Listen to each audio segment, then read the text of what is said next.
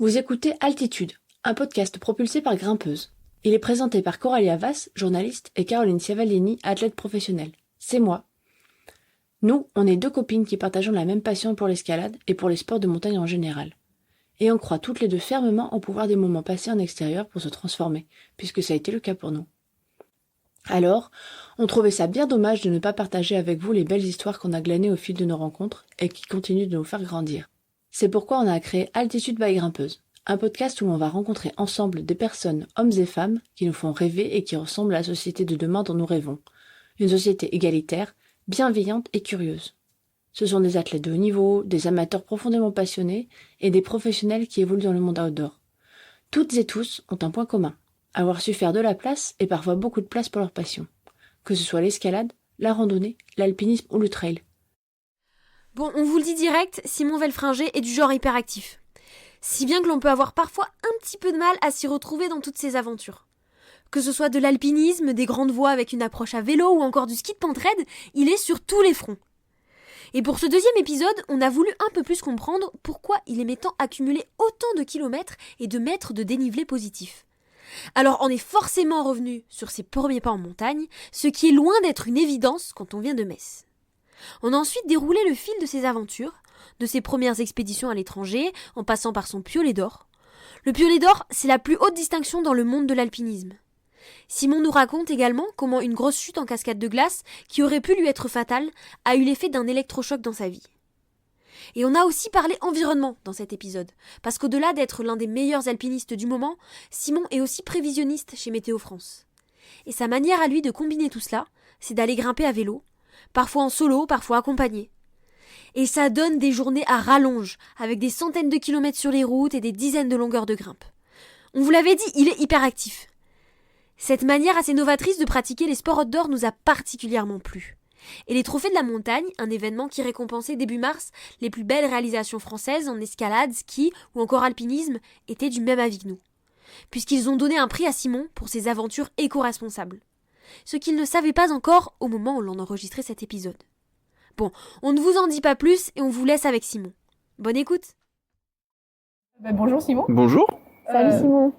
On est au Trophée de la montagne à Grenoble. On est juste en dessous de Bastille et on a une vue de fou sur le massif de Beldon, c'est ça? Beldon, exactement. Et Simon, on est au Trophée de la montagne. Tu fais partie des 10 athlètes nominés. C'est une reconnaissance pour toi, une surprise? Déjà, je trouve ça assez cool qu'il y ait ce genre d'événement qui s'organise dans le milieu de la montagne.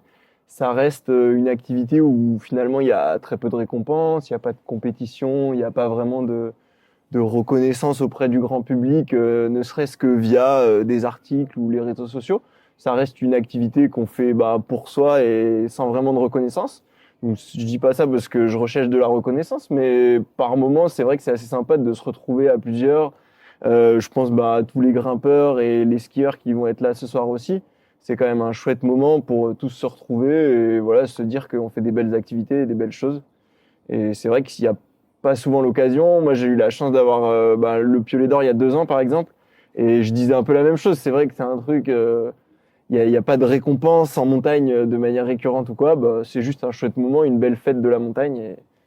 Et moi, en plus, j'habite à Grenoble, donc j'habite juste en dessous. Je suis allé skier en face ce matin. Donc c'est ça aussi, ça me fait bien plaisir. Que ce soit juste à côté de la maison comme ça, c'est assez chouette comme moment. Tu parlais justement du piolet d'or que tu as eu en 2021. Est-ce que tu peux préciser un petit peu ce que c'est pour les auditeurs qui ne connaîtraient pas forcément? Ouais, alors le piolet d'or, c'est un peu la seule récompense entre guillemets qui existe dans le monde de l'alpinisme. Ça arrive toutes les années, c'est une récompense internationale qui en fait sélectionne en gros les plus belles ascensions qui ont été faites dans le monde entier chaque année. Et c'est important de préciser que ça récompense en fait une ascension et pas forcément des personnes. Enfin, les personnes qui ont fait l'ascension, ça passe de manière secondaire. Et du coup, chaque année, il y a 2-3 ascensions qui sortent du lot et qui sont récompensées par un piolet d'or.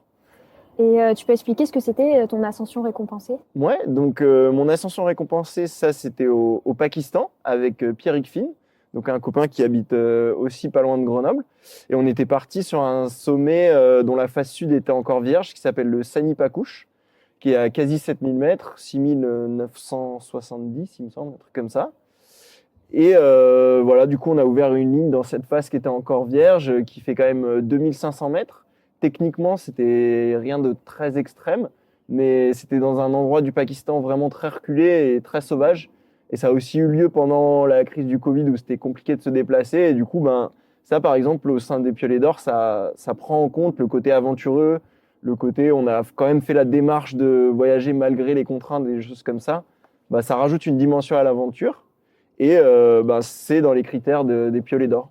En fait, il y a toute une charte assez spécifique des ascensions qu'ils veulent nominer et ensuite récompenser, avec entre autres ben, l'idée d'un style alpin, d'un style pur. Et voilà, ça rassemble un peu tout ça. Et il se trouve que ben, cette ascension au Pakistan, ça leur a bien plu. Et on a eu ce Piolet d'Or avec Pierrick. Donc là, avec le Piolet d'Or et même là, avec les trophées de la montagne, tu es une des figures de l'alpinisme français.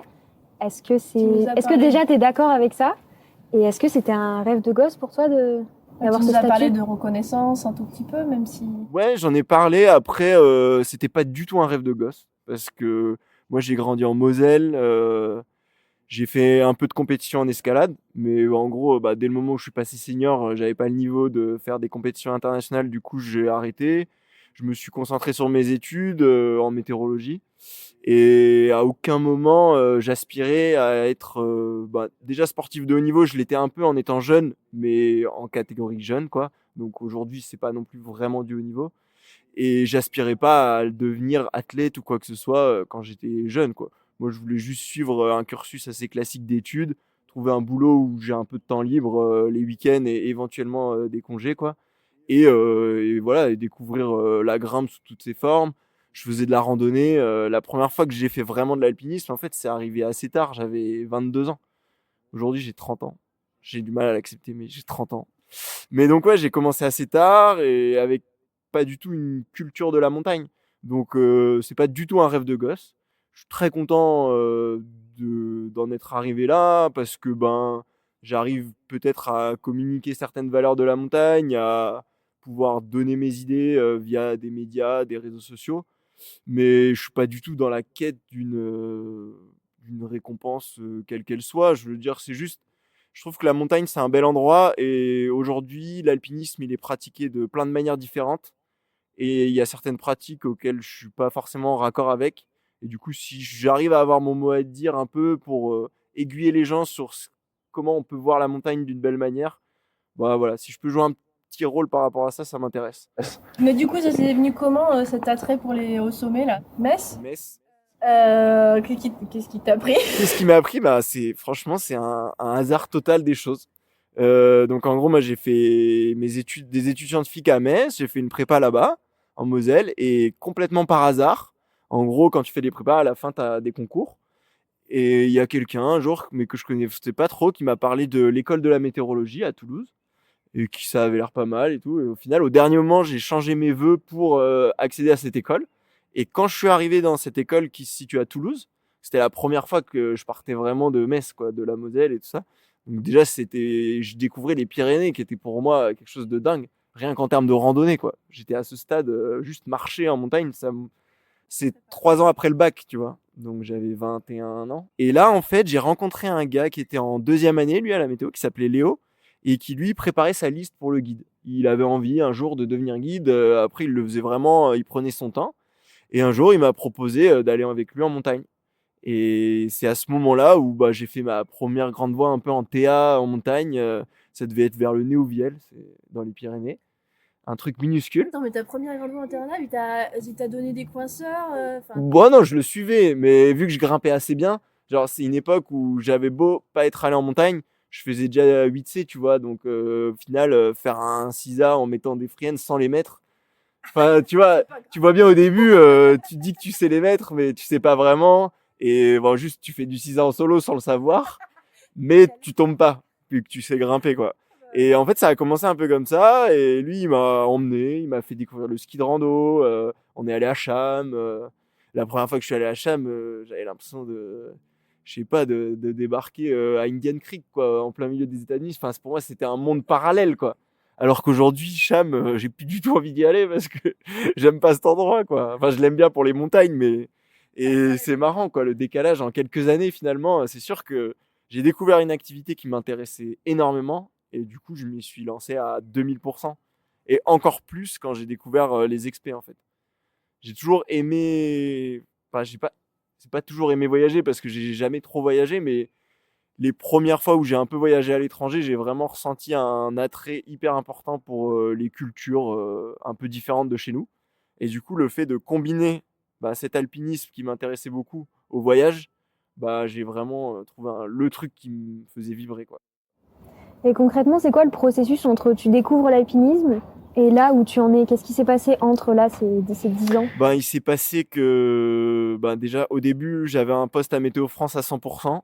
Maintenant, je suis à mi-temps. J'ai la chance de pouvoir avoir un poste à mi-temps. Et du coup, au fur et à mesure, je me suis dégagé de plus en plus de temps pour d'une part faire des expéditions et d'autre part continuer à m'entraîner à la fois en grimpe, en ski, en cascade et en alpi. Et du coup, c'est une évolution. Il n'y a pas eu vraiment de moment salvateur ou quoi. C'est juste que j'étais vraiment intéressé par toutes ces activités. Je me suis entraîné quand même beaucoup. Du coup, j'ai progressé techniquement dans ces trucs-là. Et j'ai eu 2-3 réussites en expédition qui ont fait que il y a certaines marques ou certains sponsors qui commencent à bien aimer ce que tu fais et qui te soutiennent aussi.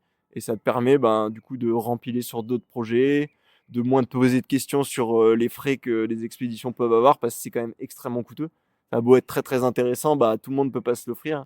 Une expédition au Népal ou au Pakistan sur des sommets un peu en altitude, ça peut vite coûter quasiment 10 000 euros. Donc c'est pas quelque chose qui tombe du ciel non plus. Et du coup, voilà, une espèce d'engrenage, mais assez sain et classique où juste j'ai rencontré des personnes qui m'ont aidé à certains moments, des partenaires, voilà, Petzl, Millet, 2 marques françaises avec qui je suis en contact quand même hyper régulier. Et je pense que ça fait 6 ou 7 ans que je bosse avec eux et grâce à eux quand même, j'en suis arrivé là parce que derrière, il y a quand même des finances à aligner, il y a du matos. Le matos en grimpe à côté par exemple du matos en ski pour des courses de ski alpiniste, enfin c'est très coûteux quoi. Et du coup ça te fait poser moins de questions et ça te permet de vivre un peu tes rêves quoi. Et dans ton apprentissage, t'es passé par l'ENAM. L'ENAM, c'est les équipes nationales d'alpinisme masculin. Quand t'as démarré du début à la fin, tu penses que t'as démarré, tu connaissais rien et après t'es ressorti, t'étais prêt pour les grosses expés ou... Honnêtement, moi cette équipe elle a un peu changé ma vie quand même parce que du coup donc en gros l'ENAM c'est un peu l'équivalent de l'équipe de France d'escalade en alpinisme. Mais bon, l'alpinisme, il n'y a pas ce côté compétition, donc en gros ça dure 3 ans et ça te pousse vers le haut niveau en alpinisme, ça t'explique comment organiser des expéditions, ça t'explique comment t'entraîner, des choses comme ça. Et moi je suis arrivé là-dedans, déjà j'étais vraiment ric-rac au niveau des sélections, parce que ça faisait à peine 1 an que je faisais de la montagne, donc c'est quand même pas beaucoup. 2 ans, j'exagère un peu, mais j'avais un super niveau technique, mais en montagne j'avais aucune expérience. Et du coup ça rentre en compte dans les sélections. Du coup j'ai été repêché, en fait j'étais 7e sur la liste et ils en prenaient 6 et au final j'ai été repêché. Et là à ce moment-là j'ai rencontré Mathieu Ménadier et Antoine Péché qui géraient l'équipe à ce moment-là et qui ils ont vu entre guillemets en moi je pense un petit potentiel.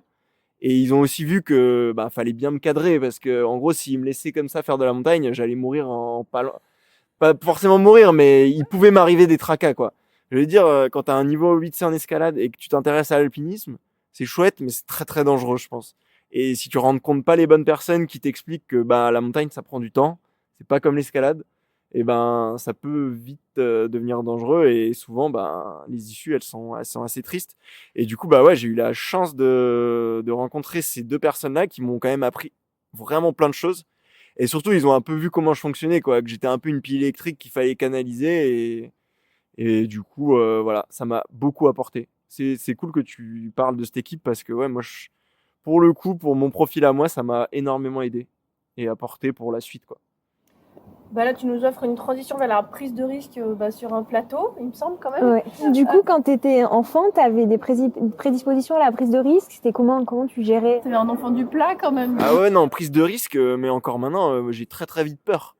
Genre, franchement, par exemple, j'ai beau donner l'impression de faire des choses qui peuvent paraître dangereuses, parce que forcément aujourd'hui tu fais de l'alpinisme de haut niveau, bah, pour le grand public ça paraît dangereux. Moi j'ai très souvent peur et pour moi la corde est un élément essentiel de mon activité. Je fais jamais de solo, je fais jamais de choses sans corde.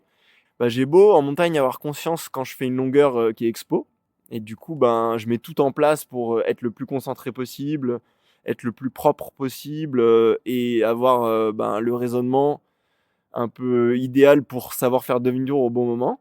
Mais le fait d'avoir une corde entre mes jambes et de pouvoir mettre des points de temps en temps, ben c'est indispensable à mon activité.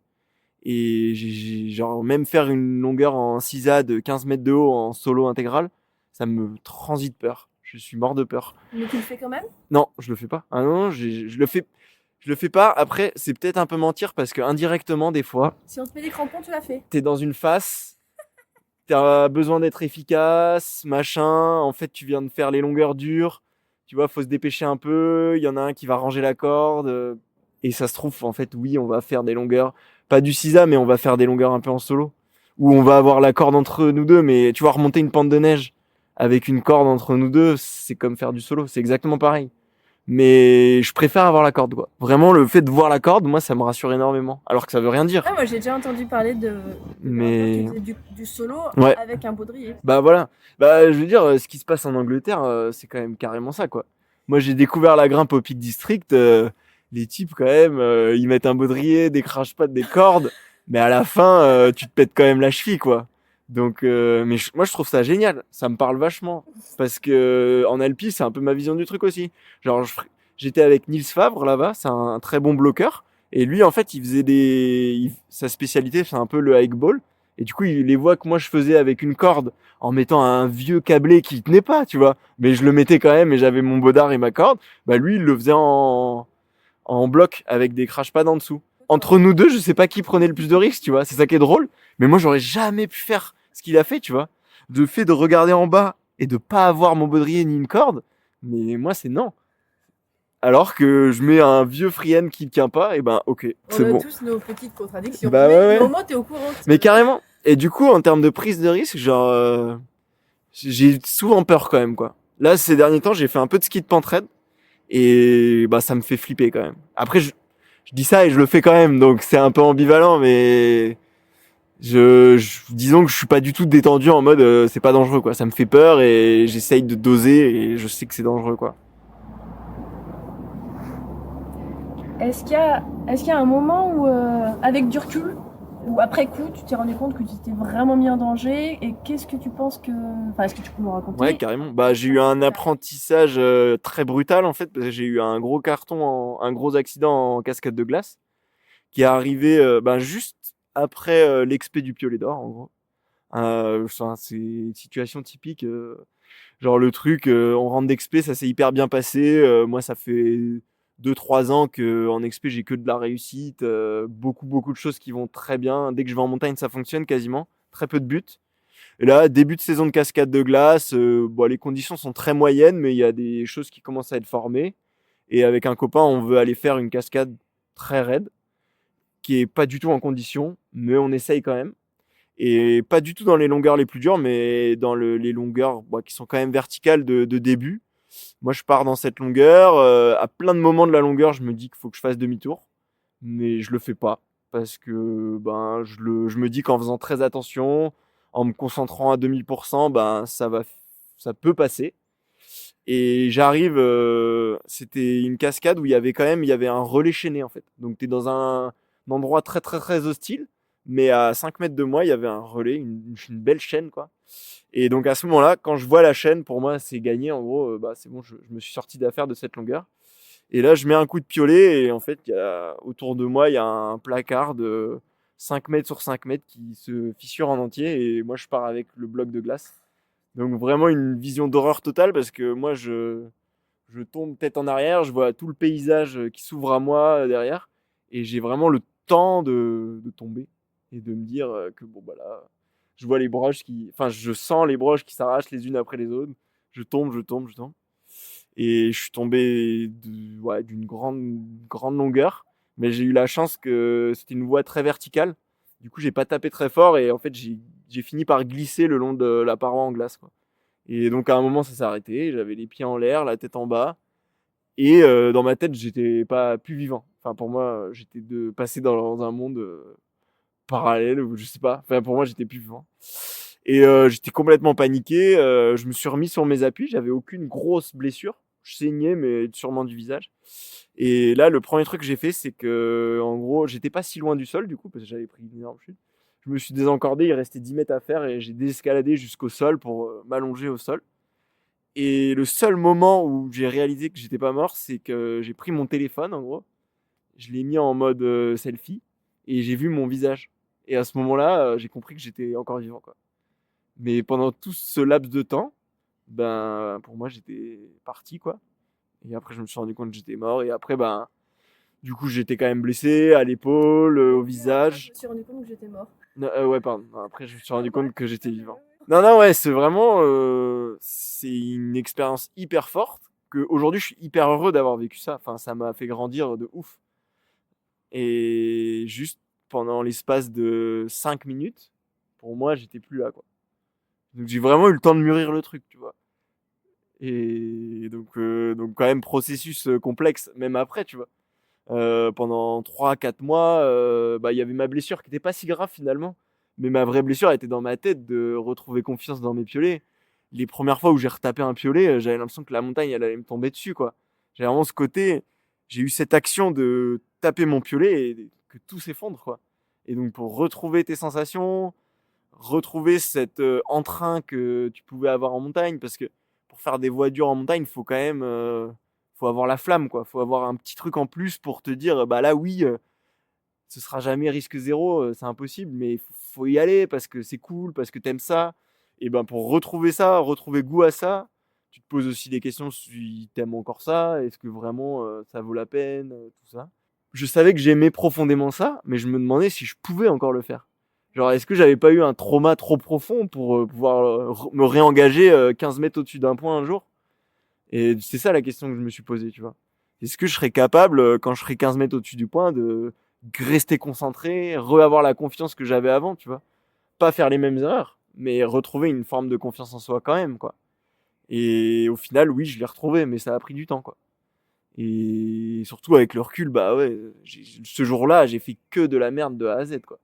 Mais même sur cette période de vie, j'ai fait plein de mauvais choix, tu vois. Et avec le recul, j'ai eu trop de chance de vivre ce truc parce que pour le coup, ça m'a fait beaucoup d'expérience, quoi. Et est-ce que ce qui t'a aidé peut-être à te reconstruire, à retourner en montagne, c'est pas ta polyvalence? Parce que du coup, tu as pu peut-être faire plus d'escalade, aller moins en montagne. Donc tu restais quand même en activité? Ouais, je restais en activité. Et ce qui m'a aussi sauvé, c'est que j'ai un métier à côté. C'est que je bosse à Météo France et que du coup, ben, dans ces moments-là, la montagne, t'as plus envie d'en entendre parler. Du coup, les gens qui font de la montagne, ben, t'as pas forcément envie de passer du temps avec eux parce que bah, ils te ramènent à ce milieu-là. Et du coup, ben, moi, j'ai la chance d'avoir un boulot qui est complètement différent, qui me permet de couper. Et quand je suis à la météo, ben, je suis face à des gens qui, oui, sont sensibles de la nature, mais ils sont pas dans ce milieu de l'alpinisme, encore moins dans ce milieu du haut niveau. Et du coup, moi, ça me permet de couper complètement et de vivre une vie normale, quoi, entre guillemets, et juste de pas parler de montagne. Et c'est plus ça qui m'a aidé. Et après, bah ouais, le fait d'être polyvalent, je veux dire, je me disais que, bah, au pire, si je fais plus de montagne, je ferai du vélo, je ferai de l'escalade. Et ça rassure quand même, ouais, ouais, c'est sûr. Et même aujourd'hui, je le vois, là, ce début d'année, bah, j'aimais grimper, et là, j'ai commencé à faire du ski, et genre, ça fait quasi 2 mois que j'ai pas grimpé, quoi. C'est quand même assez drôle. Alors que 2 mois avant, je pensais que j'avais jamais eu autant envie de grimper de ma vie. Enfin, c'est assez drôle, ouais. Est-ce que tu as une forme de structure dans l'année où là, pendant une période, tu vas plus grimper, plus skier, ou c'est à l'envie? Comment tu fonctionnes? Franchement, c'est vachement à l'envie. Après, malgré tout, les gros projets d'escalade, bah, y a pas le choix. Caro, elle le dira encore mieux que moi. Faut le prévoir à l'avance. Faut dédier des grosses parties d'année. Surtout, moi, je fais un peu des expéditions d'alpinisme, disons, tous les 8 9 mois. Et du coup, ben, faut caler les périodes où tu veux faire une voie dure en escalade entre ces expéditions parce que clairement, partir en expé, ça te fait plomber ton entraînement de manière drastique. Et donc, oui, ça s'anticipe énormément. Après, sur le reste, c'est vraiment à l'envie. Tu vois, il y a 2 ans, j'ai commencé à faire du vélo, alors que avant, j'en faisais pas du tout. Et en fait, j'ai découvert un truc. Bon, l'objet vélo est un objet assez basique, mais en fait, j'ai découvert un truc qui m'a passionné. et encore plus d'accrocher des trucs à mon vélo. Donc là, j'ai commencé à accrocher des skis sur mon vélo, à accrocher mon matos d'escalade dessus, et partir de chez moi et aller faire des activités avec mon vélo, ça a changé complètement ma vision de la montagne. Et ça m'a fait découvrir un truc qui me plaisait énormément. Et tu pars toujours en expé, tu le disais, tous les 9 mois à peu près? Ouais, 1 ou 2 fois par an, ça dépend un peu des années. Mais de manière assez régulière quand même depuis 5-6 ans. Ouais. Mais même entre tes expés, tu fais beaucoup de choses, même si c'est pas des expés, t'as l'air pratiquement hyperactif. Ouais, c'est possible que je sois un peu hyperactif. Enfin, même dans ma vision des choses et tout, je suis tout le temps en train de parler. Donc ouais, je suis un peu hyperactif. Après, il faut faire attention avec ça parce que du coup, ben, c'est ça que j'aime bien dans la grimpe, c'est que ça te remet vite à ta place, quoi. Genre, moi par exemple, mon niveau max c'est 9A.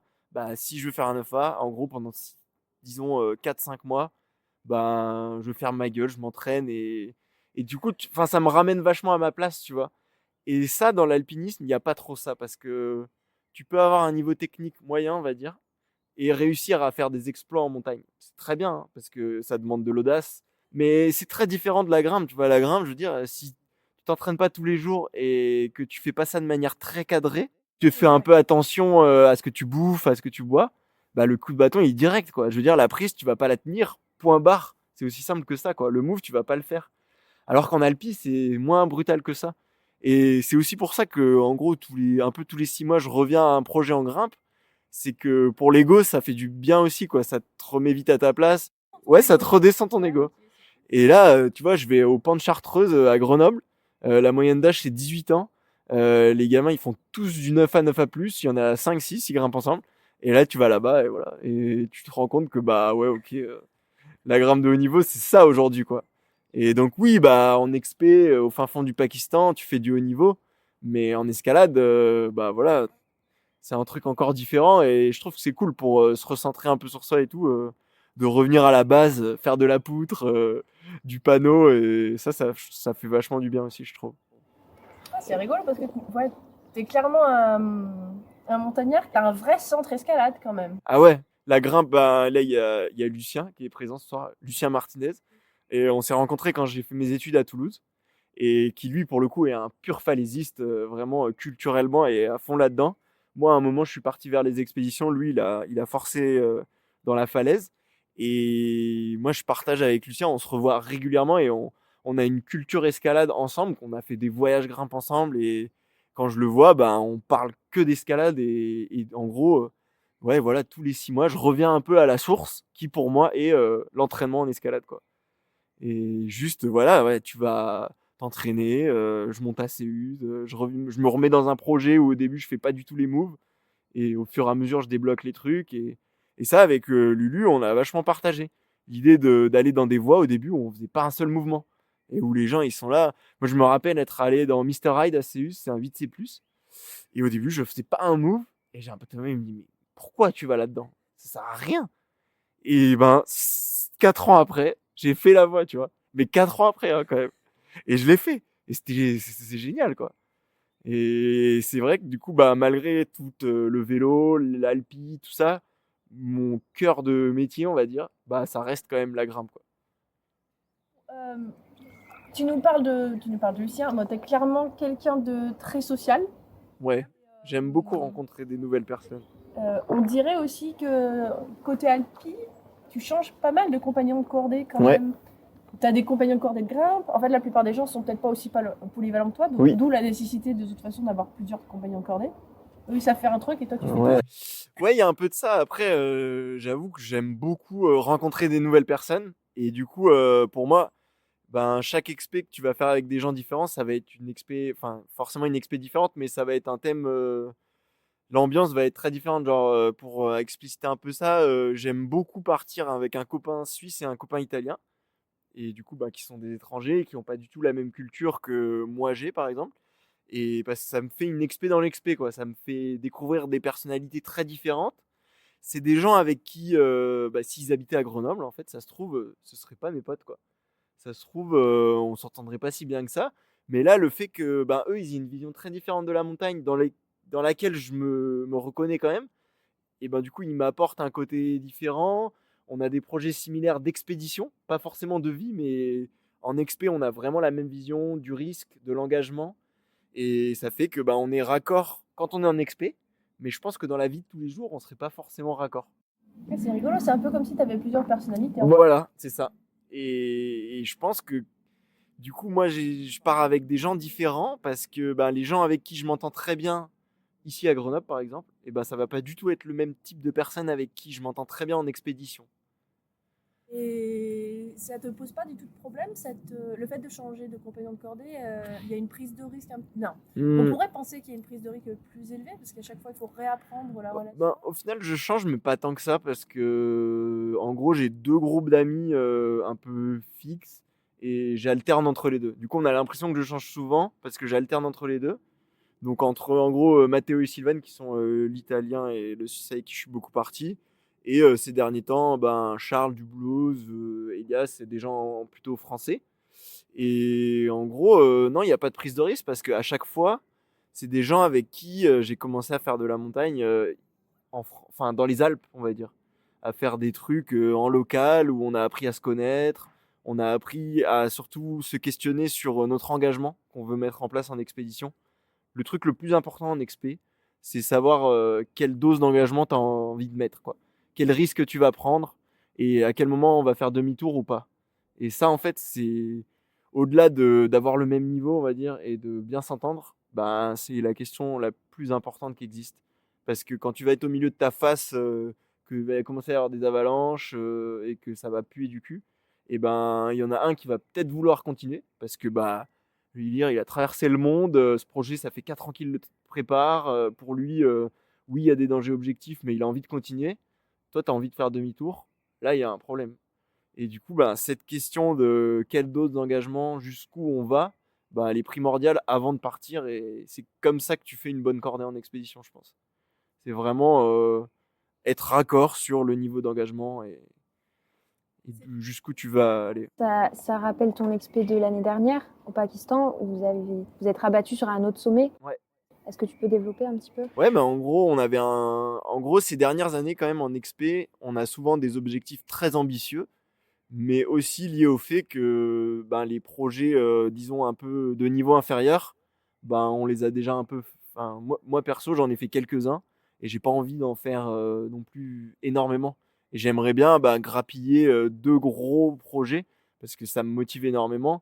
Et du coup, j'ai conscience qu'aujourd'hui, quand je pars en expé, je pars sur des choses très ambitieuses, avec un gros risque d'échec. Mais je l'ai accepté, et c'est ça qui me motive aujourd'hui. Je préfère prendre un but sur un gros projet, que prendre un projet moyen et finalement réussir, quoi. J'aurais pas du tout dit ça il y a quelques années, mais à l'heure actuelle, c'est un peu ça qui me motive en expé, c'est de passer un peu au niveau supérieur. Donc en fait, t'as pas peur de l'échec ? Et non, parce que je sais que, par exemple, donc cet été, on a essayé d'ouvrir une voie sur l'Ogre, donc un sommet. Le nom fait peur, mais bon, la montagne fait un peu peur aussi. Au Pakistan, et c'était un projet d'escalade mixte, rocheux, quelque chose de très technique qui sort à 7300 mètres, donc un peu un truc avant-gardiste dans le niveau de style alpin, ce qui se fait actuellement. Et on n'a pas réussi. Et clairement, quand je suis parti là-bas, je savais que c'est un projet qui peut prendre 2-3 tentatives. Je le savais déjà, je l'avais déjà en tête avant de partir, en fait. Et du coup, le moment où on a renoncé au projet, c'était vachement plus simple. Parce qu'on se projetait en fait sur l'année suivante et on avait fait un repérage en fait de ce qu'on voulait faire. Et surtout, on a la chance de découvrir une autre montagne avec un projet qui avait l'air dément aussi. Et on s'est rabattu sur un truc du coup qui, il y a 2-3 ans, m'aurait paru être la meilleure voie que j'ai jamais ouverte de ma vie en expé. Et qui là est passé pour un plan B. Mais en fait, une fois qu'on est rentré en France et eux dans leur pays, et même quand on est rentré à Islamabad, on s'est quand même dit mais la voie elle est dingue, enfin c'est quand même très très cool. Et faut quand même garder garder conscience, non. Avoir conscience. Ouais, faut quand même avoir conscience de la valeur des choses, quoi, et de que oui, forcément on retient que les exploits tout le temps, et aujourd'hui avec les réseaux sociaux et l'activité quand même assez importante en expé, on voit plein d'exploits partout qui se multiplient, et surtout le niveau qui augmente. Mais voilà, cette voie qu'on a faite, c'est quand même très très très chouette, et il faut s'en réjouir. Faut prendre quand même, faut rentrer et faut pas se dire ok, on a eu un échec, on a réussi notre expé, on a ouvert une voie, c'est génial, et il faut savourer ça, parce que si tu savoures pas ça, en fait, ça se trouve, je réussirai plus jamais une expé de ma vie. Enfin, je veux dire, c'est possible, quoi. Donc dès que tu réussis un truc, je pense qu'il faut quand même prendre le temps de le savourer et de passer au moins plusieurs mois, ouais, à se dire bah c'est trop bien ce qu'on a réussi à faire, quoi. Justement, je pense que tes performances sont de plus en plus médiatisées. Aussi Oui, parce que tes ouais. performances sont de plus en plus élevées. Ouais, c'est pas toujours corrélé, honnêtement. Entre Moi, le pas dit que niveau, dans ton cas, c'était plutôt correct. oui, peut-être, mais en général, dans le monde actuel et surtout dans le monde de l'alpinisme, la corrélation entre médiatisation et niveau, elle est Lointaine. des fois douteuse. Voilà. Mais c'est pas la question. Non, c'est pas la question, et vraiment, je pense qu'il n'y a pas du tout de problème sur la. Non. Bon, Ouais, c'est ok. pas du tout ça. Je pense que c'est. T'es aussi de plus en plus professionnel, peut-être envers et peut-être malgré toi. Est-ce que tu la ressens, cette poussée des sponsors? Est-ce que tu as envie aussi peut-être de devenir athlète pro à 100%? Alors, j'ai pas envie d'être athlète pro à 100%. Typiquement, bah, les trucs dont j'ai parlé avant, au moment de mon accident, ce qui m'a sauvé la vie, c'est pas d'avoir des sponsors. C'est d'avoir un vrai métier, de me revenir à une vie complètement normale, aller au bureau le matin, rentrer le soir, et de revenir à cette vie normale, c'est ça qui m'a sauvé, entre guillemets. Et sur le point de vue des partenaires et des sponsors, bah, je les ai cités au début, bah, surtout Mie et Petzl, parce que c'est les deux avec qui je suis depuis longtemps. Et surtout parce qu'ils sont pas loin. Petzl, c'est à Kroll, donc à 10 minutes de voiture d'ici. Mie, ils sont à Annecy, à 1 heure de voiture. Et c'est au-delà de la marque, c'est des gens avec qui j'ai quand même tissé des vraies relations. Et certaines personnes de la marque sont devenues mes amis. Et ils ont complètement compris comment moi je fonctionnais, à savoir à l'envie et à la motivation. Et du coup, ils me poussent pas du tout à en faire plus. Ils me poussent pas du tout à faire tel ou tel type de projet. Après, là, ils sont très contents parce que ben, Charles du Blues est aussi rentré chez Millet, et vu qu'on est amis, et ben, on fait des choses ensemble. Et du coup, bah, eux, ça leur fait plaisir. Mais ils vont pas nous pousser à faire des choses ensemble. Et même si je crois que si on me le demandait, bah, j'espère que j'aurai le courage de dire non, parce que c'est pas du tout comme ça que je vois la vision d'une relation avec une marque. Et ça, je peux me le permettre, j'en ai conscience. Je peux me le permettre parce que je gagne encore de l'argent grâce à mon travail en météo. Et c'est un peu ma... Ouais, je garde ma... Comment on dit? Pour les journalistes. Liberté. Ouais, la liberté d'expression, quoi. C'est un peu ça. C'est un peu ma liberté d'expression à moi, quoi. De pas avoir ces contraintes-là vis-à-vis des sponsors en gardant un métier à côté. Et du coup, ben, je me suis posé plein de fois la question parce que, bah oui, quand tu dois. Là, ce week-end, je vais rebosser à la météo. Il fait pas mal, il y a des bonnes conditions à ski. J'aimerais bien aller skier au fond. Et donc, oui, j'aimerais bien devenir athlète pro à certains moments. Mais il y a tellement d'autres moments où je me dis que ça me conviendrait pas. Et que je suis tellement déjà assez hyperactif comme ça que le boulot, ça me recentre aussi pour me reposer, pour me. Voilà, faut que je me pose des fois. Et sans mon boulot, je pourrais pas en fait. Je pense que si j'étais athlète pro, je deviendrais fou, quoi. J'aurais trop de temps libre, quoi. Je me dirais, il faut absolument que je fasse un truc tous les jours, faut que je rentabilise mon temps. Alors que là, au moins, j'ai les journées où je vais bosser, je sais ce qu'il y a à faire, j'écris des bulletins météo, ça m'apaise, tu vois. Donc, non, ça me convient bien comme équilibre maintenant. Et du coup, bah oui, la médiatisation, elle est aussi due au monde dans lequel on vit, quoi, qui va vachement, tous ces réseaux sociaux, tout ça, ça se développe quand même. Et du coup, on aime bien mettre en lumière un peu plus les gens qu'avant, je sais pas trop. Après, je dis ça, et en même temps, dans les années 80, les alpinistes, ils étaient 1000 fois plus mis en valeur que maintenant. Donc, on a souvent tendance à dire oui, Instagram, Facebook, les réseaux sociaux, ça pousse les athlètes en avant. Bah, en fait, tu regardes Paris Match dans les années 80, il y avait des alpinistes en couverture. Avant que ça arrive, de nouveau, on en est loin, quoi. Donc, ça s'est développé. Moi, je suis pas du tout contre les réseaux sociaux. Genre, j'aime bien faire mes petits trucs, écrire mes petits textes, mettre des jolies photos. Et voilà. Après, c'est sûr qu'il faut faire attention parce que bah, ça prend du temps, c'est addictif. Il y a des gens qui râlent, tu te fais critiquer dès que tu fais un petit faux pas ou que tu montres un truc qu'il faudrait pas montrer. Il y a beaucoup de gens qui critiquent quand même, faut avouer que ça c'est présent. Mais malgré tout, je trouve ça je le trouve encore assez chouette, ces trucs-là. Et de toute façon, j'essaye d'y croire un peu parce que, en fait, dès que tu prends un peu de recul, oui, c'est de la merde les réseaux sociaux, mais bon, voilà, c'est comme ça, on est dedans. C'est aussi, toi, Caro, t'es aussi athlète pro, c'est notre métier aussi de faire ça. Et libre à nous juste de le faire d'une manière un peu chouette, quoi, et d'y trouver un sens. Et moi, le sens que j'ai trouvé à Instagram, par exemple, bah, c'est d'écrire des textes et de mettre des jolies photos, et voilà. Tu prends beaucoup plus le temps d'exprimer des Ouais. émotions et de les développer que. Bah, c'est parce que j'ai envie que ça ait un sens, en fait, tu vois. Après, je me mens peut-être un peu à moi-même parce que bon, les gens, ils vont pas les lire, mes textes. Enfin, il y en a très peu qui vont les lire. Ça a l'air de bien marcher. Ouais, ça marche. Mais c'est un peu frustrant des fois parce que c'est pas du tout ce genre de réseaux sociaux est pas du tout fait pour écrire des textes longs, tu vois. Puis les gens, ils sont là, ils veulent du truc rapide, quoi. Là, les stories, si ça dure plus de 5 secondes, bah, le gars, il va switcher. Moi, j'ai envie que la personne, si elle s'intéresse à ce que j'ai fait, bah, j'ai envie qu'elle comprenne pourquoi je l'ai fait, ce que j'ai ressenti là-haut, comment j'en suis arrivé là. J'ai envie de l'emmener un peu avec moi, quoi. Et j'ai pas envie de mettre des flashs, des machins, des trucs qui disent ouah, exploit, machin, tac, tac, tac, avec une musique où t'entends la même sur tous les reels, machin, truc. Ça, ouais, aujourd'hui. Et en même temps, bah, c'est ce qui fonctionne. Du coup, bah, t'es obligé un peu de t'adapter à ça. T'as aussi envie que ça marche. Hein. Enfin, moi, je suis content. Hein, si j'ai plein de followers en plus, ça me fait quand même kiffer. Hein. Ça me galvanise mon petit ego et c'est chouette. Enfin, je me dis, bah, il y a des gens qui s'intéressent à ce que je fais, c'est cool, quoi. Ça veut dire que ça parle, donc c'est chouette. Mais au final, oui, quand tu y réfléchis, ça reste, c'est du flou, quoi. C'est juste une application sur un téléphone et du jour au lendemain, les serveurs ils crashent et ça n'existe plus, quoi. Tu te fais hacker ton compte, c'est fini, quoi. Donc vaut mieux rencontrer des vrais gens, quoi. Mais j'ai rencontré des vrais gens grâce à ça aussi. Et donc c'est chouette. Genre il y a des projets qui se sont construits grâce à ces réseaux sociaux. Il y a quand même un vrai intérêt de relationnel où tu peux mettre des gens en relation, rencontrer des gens via les réseaux. Ça c'est quand même chouette. Et ça avant on pouvait pas trop le faire, quoi. C'est vrai. Alors, oui, tu es clairement sociable, Mmh. mais d'un autre côté, récemment, tu t'es mis à faire des projets en solo. Tu nous as parlé avec beaucoup d'amour de ton vélo. Oui. Mon vélo, il s'appelle Jason et c'est un peu mon. Voilà. Ouais. Mais j'aime bien donner mon van aussi, il s'appelle Bob.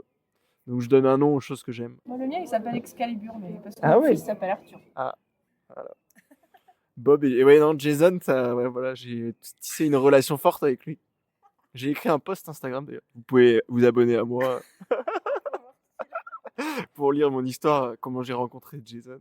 Et donc, avec Jason, Ouais. t'es allé faire Serre sous moi fort, Oui, c'est ça. une voie de 260 mètres en 8 à max. Tu nous racontes un petit peu Ouais. pourquoi t'infligeais ça? Alors c'est un peu bizarre parce qu'avant je disais que j'aimais pas trop être tout seul et j'aimais pas faire de solo, tout ça. Mais bon là je précise c'est du solo auto-assuré donc il y a quand même une corde et on peut tomber quasiment à tout moment. Tu Bon, nous expliques un petit peu mieux? l'idée c'est que tu vas grimper tout seul en autonomie totale, donc sans assureur et sans compagnon de cordée, mais tu vas quand même être encordé et accroché à la paroi. Donc dans l'idée, donc dans une grande voie, tu vas accrocher ta corde au premier point de la voie. S'il n'y a pas de point, ben, tu vas construire un relais quelque part. Tu vas accrocher ta corde à ce point-là. Et toi, avec un système que tu as installé sur ton baudrier, bah, au fur et à mesure, tu vas te donner le mou nécessaire. Tu vas être ton propre assureur en fait. C'est à la fois toi qui grimpes et qui a le gris-gris en même temps. Donc tu assures et tu grimpes en même temps. Et donc tu essayes un peu d'anticiper certains passages en te donnant du mou. Et au fur et à mesure, ben, tu clips tes dégaines comme si tu grimpais en tête normalement. Et tu donnes du mou avec une gestion de corde un peu complexe, mais tu gères ta corde toi-même au niveau du baudrier. Et la grosse différence, c'est que ben, une fois que tu es arrivé au sommet de ta longueur, eh ben, il faut la redescendre et la remonter pour justement enlever le matériel. Donc tu fais 3 fois chaque longueur. Ça nécessite un peu de temps. Mais moi, j'aime bien les manips de corde. Ça me fait... D'accord. J'aime bien manipuler la corde et du coup, ben, il y a aussi des petites techniques et du coup, tu apprends un peu à optimiser ton système d'auto-assurage, des trucs comme ça qui sont assez fun.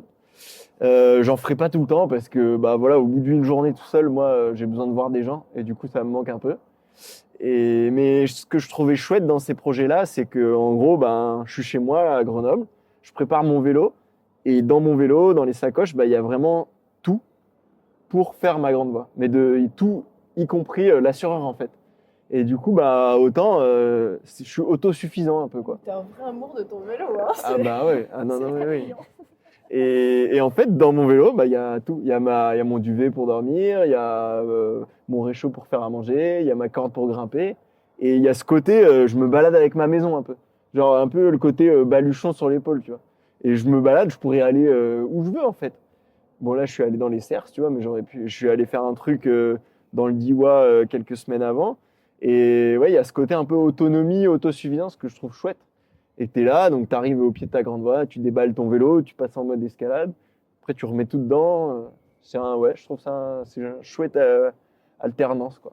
Et Et est-ce que tu fais ce genre de projet pour justement éviter de prendre ta voiture? Parce qu'il y a une démarche un peu environnementale derrière De ça. base, il n'y avait pas du tout de démarche environnementale. En gros, très honnêtement, ma motivation première quand j'ai découvert le vélo et j'ai commencé à faire des projets en vélo grimpe, c'était le challenge physique, quoi. C'est que j'ai toujours été un peu entre la caisse, genre l'endurance, le trail, le ski alpi et l'escalade sportive. Et j'ai toujours voulu un peu concilier ces deux activités qui sont très différentes parce que ben, quand tu t'entraînes en alpi pour avoir de l'endurance, et ben, c'est complètement à l'opposé de l'effort en escalade et surtout ça te rend mauvais en escalade. Et à l'inverse, si tu t'entraînes en escalade, ben, tu deviens mauvais en endurance. Et le côté de concilier, la difficulté de concilier les deux, c'est ça qui m'a motivé au début. Donc de réussir à la fois être bon en endurance et ensuite de rempiler sur de l'escalade et d'être bon en escalade. Donc la motivation première, c'était ça, un challenge physique, quoi, un peu nouvelle, dans un nouveau mode. Et après, je me suis, forcément, je bosse à la météo, j'écoute le monde dans lequel on vit. Enfin, je suis pas du tout en autarcie, coupé du monde, donc je sais ce qui se passe. Et je me rends compte que, ben, sans dire que je suis quelqu'un d'écolo ou faire la morale à quiconque, je suis pas du tout là pour ça. Je suis juste, si j'ai un message à faire passer, c'est que, ben, c'est possible. En gros, ça existe. Toi qui habites à Grenoble, t'es sportif, t'aimes l'escalade, t'aimes le vélo, ben, tu t'achètes des sacoches, un vélo et tu peux faire ça, quoi. Et c'est pas si compliqué, en fait. Autant tu prends une journée ou deux en plus pour le faire de manière plus tranquille, mais ça existe. Et du coup, je me suis rendu compte qu'il y a plein de gens qui me demandaient comment j'accrochais mes skis à mon vélo ou comment je trimballais mes sacoches, mon matos d'escalade.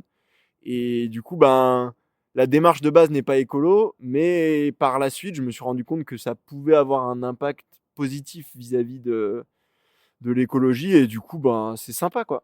Mais je me méfie quand même de mon discours par rapport à ça parce que aujourd'hui, si on me demandait par exemple d'arrêter de prendre l'avion, eh ben, je m'en sentirais pas encore capable. Je dis pas que je le ferai jamais. J'essaye de faire le plus attention possible. Mais aujourd'hui, je suis encore trop motivé par les expéditions en Himalaya pour dire que je vais arrêter l'avion. Et oui, on peut dire qu'il y a plein de beaux projets dans les Alpes. Mais moi, aujourd'hui, ce qui motive les projets d'expé, ils sont en Himalaya. Et c'est là-bas que j'ai envie d'encore de découvrir des choses. Et du coup, je suis pas prêt à faire des sacrifices tels que arrêter de prendre l'avion. Donc, je me méfie un peu de pas avoir un discours moralisateur. Mais je me rends compte juste que dire aux gens, bah regarde, moi j'ai fait ça avec mon vélo, c'est trop cool, fais pareil, ça c'est cool. Et du coup, comment est-ce que tu gères au niveau... il y a une certaine conscience de la nécessité de préserver l'environnement et tu continues à prendre l'avion. Comment est-ce que tu gères ça avec ta propre conscience? Je sais pas comment... T'as ces deux discours opposés. Et... Bah c'est pas évident, parce que bah clairement, le moment où je vais rentrer dans l'avion pour aller au Pakistan, voilà, j'ai switché quoi, dans ma tête juste, bon bah j'ai pris l'avion, c'est comme ça, j'ai un peu mis des œillères quoi, tu vois. Mais après, bah, au quotidien, c'est tout con, mais dans la façon de t'alimenter, dans la façon de bouger. Après, j'habite à Grenoble, donc c'est hyper simple. Tu peux tout faire à vélo, tu peux aller au boulot à vélo. Moi, j'habite juste à côté de mon boulot. Donc, j'essaye, disons, de faire la part des choses au quotidien. Et à côté, j'y ai bien réfléchi, hein, mais ça me motive profondément de voyager encore en Himalaya et dans d'autres endroits du monde où j'ai pas envie non plus de prendre le temps d'y aller en train. Parce que oui, tu peux y aller en train. J'ai des copains qui sont allés au Kyrgyzstan. En même temps que moi, eux, ils y sont allés en train. Et moi, j'y suis allé en avion. Moi, mon expé, elle a duré un mois et demi. Eux, ils sont partis 6 mois, tu vois. Et je le ferai peut-être à un autre moment de ma vie. Mais aujourd'hui, bah, j'ai pas envie de passer autant de temps pour ces projets-là et dans ma démarche personnelle, je suis pas encore à ce stade-là. J'espère qu'un jour j'y arriverai parce que c'est quand même très cool de faire les choses de manière durable. Mais voilà, j'essaye de trouver un peu mon juste milieu qui est très douteux et je pense que ça se voit dans mon discours. Mais j'ai conscience des choses à faire, j'ai conscience que ça pourrait être beaucoup plus engagé de ma part et d'un autre côté, j'ai ces envies en moi profondes d'aller en montagne. Après, je me dis que quand je prends l'avion, j'essaye de rester sur place au moins 6 semaines. Voilà, c'est un peu. Ça veut rien dire, mais je me dis ça. Je me dis, quitte à rester un peu sur place, à rencontrer les gens là-bas, tu leur ramènes, c'est rien, mais tu leur ramènes un peu de matos et voilà. C'est un peu pour se donner bonne conscience aussi, hein, mais au moins ça a servi à un truc et voilà. Mais oui, avec le recul, tu prends l'avion et c'est pas bien. Voilà. Mais peut-être que dans quelques années, j'arriverai à plus le prendre, mais pour l'instant, je suis pas prêt encore. Et tu disais que tu avais toujours des choses qui te faisaient rêver en Himalaya, tout ça. C'est quoi tes projets? Tu vas retourner sur l'Ogre? L'Ogre, il est encore dans un coin de ma tête. Après, pas forcément pour tout de suite. Surtout en fonction de la motivation des gens avec qui j'étais, tu vois. Je pense que là, on a besoin de souffler un peu avant d'y retourner. On a d'autres projets ensemble, mais ailleurs. Et moi, globalement, mais les projets qui me font rêver, ce serait en fait de transposer. Je vais pas parler d'un projet en particulier, mais plus d'un état d'esprit. C'est en gros de transposer mon niveau technique que j'ai en escalade et en mixte et en cascade de glace à haute altitude. Genre, factuellement, mon rêve, ce serait de, je sais pas, faire un 7A à 7800 mètres d'altitude, quoi.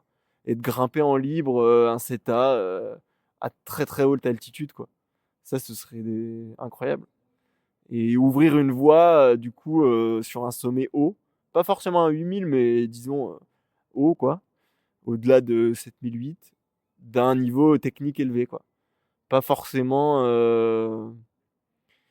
Ouais, non, voilà, une voie dans laquelle tu dois vraiment exprimer ton niveau technique, à la fois en escalade, en mixte. Où j'arrive, en fait, toutes les petites cordes que j'ai à mon arbalète, pouvoir les utiliser dans une seule et même voie, quoi. Ça, ce sera un peu mon rêve. Et y aller en vélo depuis la France, du coup. Est-ce que on avait beaucoup plus de questions, mais Ouais. le trophée de la Et montagne. ouais, ça commence. Mais est-ce que tu as quelque chose que tu auras envie de rajouter? J'ai envie de rajouter quoi? J'ai envie de rajouter que je suis hyper enthousiaste par rapport à l'avenir de la montagne parce que je pense qu'il y a encore plein de choses à faire. Que oui, le monde il est en train de changer, le climat se dérègle et les montagnes elles évoluent. Donc la pratique de l'alpinisme telle qu'on la connaît, forcément elle va évoluer, elle va changer. Mais moi quand je vois par exemple d'avoir découvert le vélo, là ces derniers temps j'ai fait beaucoup de ski alpi que je faisais pas du tout avant. J'arrive encore à découvrir des nouvelles activités dans lesquelles je me reconnais à 100%. Et du coup, j'arrive à réinventer mon activité. Tu vois, maintenant, j'accroche mes skis sur mon vélo. Je pars de chez moi, je fais des trucs comme ça. Ça me relance complètement dans mon activité. Et ça me fait dire que il y a encore plein de belles choses à faire et que l'engouement qu'on aurait pu avoir dans les années 70-80 sur de l'ouverture de voies, et à l'avenir, on le trouvera dans d'autres choses, dans les combos, dans une vision des fois peut-être un peu artistique de la montagne. On va essayer de, je sais pas, de faire des belles images. Il y a plein de prismes différents dans la montagne. Et c'est ça qui est chouette aussi, c'est que l'alpi, c'est une activité qui est hyper vaste, quoi. Le terrain de jeu est vaste et du coup l'activité en elle-même est énorme. Et donc voilà, j'ai juste envie de dire que je pense qu'il y a encore plein de belles choses à faire, de plein de manières différentes. Merci beaucoup. Merci beaucoup. J'ai presque envie d'aller toucher du blanc. Du blanc. Du blanc, de la neige. Ah oui, de la neige. Ouais. Et ouais, parce qu'en fait, je me suis inscrit à la Pierre Amenta. C'est mardi prochain. Et du coup, avant, je faisais pas du tout ça. Et donc, depuis mi-janvier, là, je me suis mis à faire du colin-pipette, comme on dit. Et je kiffe ça, quoi. C'est génial. Et là, je suis comme un gamin à découvrir un nouveau sport, quoi. Et là, ce matin, j'étais à Champs-Rousse, tu vois, je remonte des pistes damées, quoi, mais j'aime trop faire ça. Et voilà, donc j'ai découvert un nouveau truc et je suis hyper enthousiaste à faire ça, quoi. Alors que ça a pas, tu vois, c'est pas inexpé, c'est pas engagé, c'est assez basique comme truc, mais ça me procure un plaisir fort. Donc voilà, on peut découvrir plein de nouvelles choses. Cet épisode est maintenant terminé. Merci de nous avoir écoutés jusqu'au bout, et si tu es arrivé là, on imagine que notre échange avec Simon Villefringer t'a particulièrement plu. Alors n'hésite pas à suivre le podcast pour ne manquer aucun épisode. On est présente sur toutes les plateformes d'écoute. Tu peux aussi t'abonner à notre compte Instagram, altitude-podcast. Et avant de se quitter, on te rappelle que l'on a nourri les notes de l'épisode de toutes les références que l'on vient de citer dans cet échange, ainsi que de quelques recommandations pour aller plus loin. À très vite!